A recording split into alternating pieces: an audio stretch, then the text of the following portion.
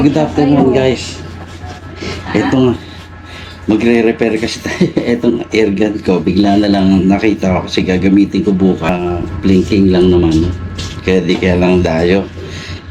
Napansin ko, walang laman. Yung tinitira kong 1,000. 1,000 nga yung gauge nung hindi siya bumaba.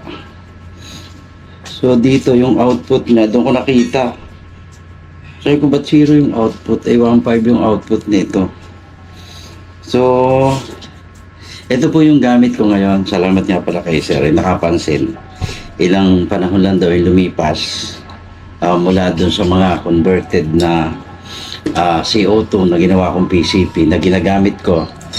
Ngayon, nakita niya yung isang airgun na naipamigay ko na yun Yung isang airgun na ginagamit ko dati na naipamigay ko na ngayon, iba na yung gumagamit nun, di na ako.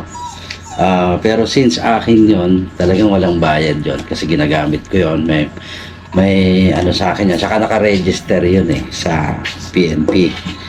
So hindi ka talaga yon pwedeng ipagbili. So dito, itong akin na to, naka-register din naman sa PNP, kaya okay lang dalhin ko. Hindi pa naman nila nire-require yung permit to travel ng mga airgun. So, pwede pang dalhin. Wala pa naman sa batas yung gano'n. So, pwede ko pang dalhin sa labas kasi nga may papers po ito. So, ito po yung ginagamit ko ngayon na airgun. Since madalang na magamit, talagang as in madalang na kasi ano nyo naman, busy talaga tayo. Madalang na ako makapunta doon sa mga gano'n pest control, sa mga blinking para makipagkasiyahan. So madalang na talaga. Kaya ngayon, sasamantalahin ko na medyo naglalaylo tayo ng konti. Padala-dalawa, 3 lang ang ating ginagawa sa araw-araw. So medyo may time tayong magpahinga ng weekend. Kagaya ngayon, Sabado ngayon, bukas, yan, Sunday, may oras pa. Then, Monday, start na ulit ng trabaho natin. So, ito, ang ginagamit ko ngayon. Medyo mabigat na nga po So, tamang-tama lang na nawalan siya ng hangin, iaayos ko siya. So, ito, ikakabit ko na rin. Dito po yan kagaya nung dati, nagpalit lang ako ng napakalaking tank para talagang walang sabit.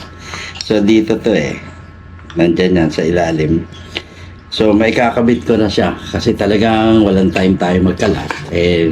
Nitong mawalan siya ng hangin, so nag-decide ako, total, kakalasin ko rin para makita kung saan siya nagkaroon ng singaw. Check ko lang yung mga o-rings. Dito lang yan sa dito, ito, hindi ko pa gagalaw. Papalitan ko to, itong takip na to kasi kailangan ko pang lagyan ng 2 tornilyo para lang anyway, design din naman yan. So pagka titingnan ko nga kung saan dyan nagkaroon possible ng singaw. Ayan, so update ko kayo pag